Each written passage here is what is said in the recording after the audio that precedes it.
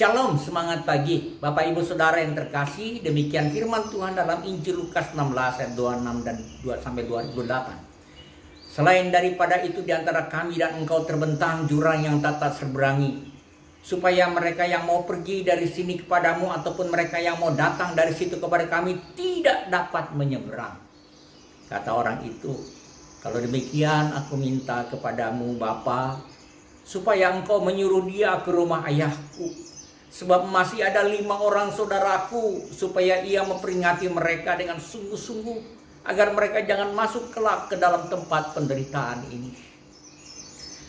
Saudara yang terkasih di dalam nama Tuhan Yesus Kristus,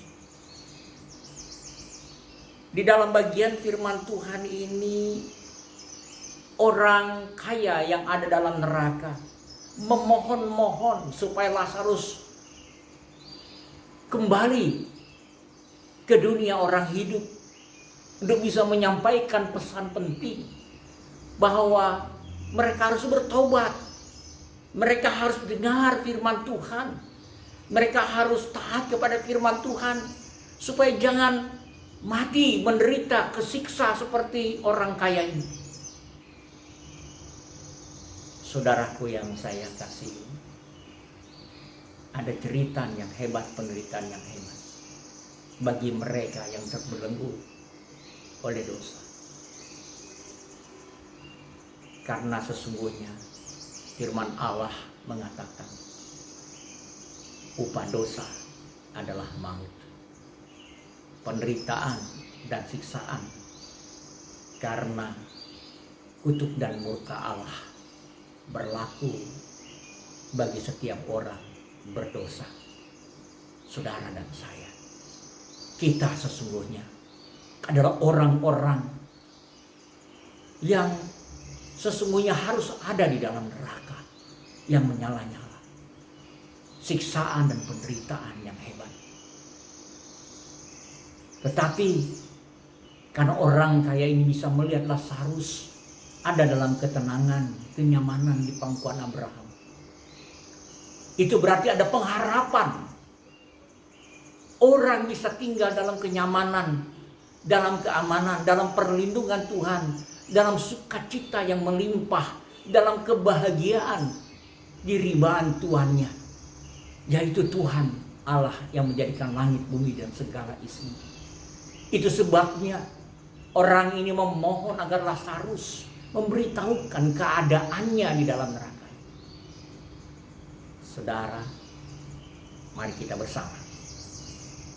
Apakah kita siap membawa kabar baik ini kepada mereka yang membutuhkan, yaitu mereka yang masih hidup di dalam dosa?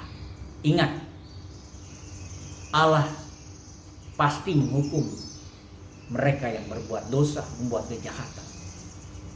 Tetapi Allah yang membenci perbuatan dosa dan perbuatan jahat itu adalah Allah yang mengasihi orang-orang yang berdosa. Ingat, karena begitu besar kasih Allah akan dunia ini sehingga Dia mengaruniakan anaknya yang tunggal, supaya setiap orang yang percaya kepadanya tidak binasa, melainkan beroleh hidup yang kekal.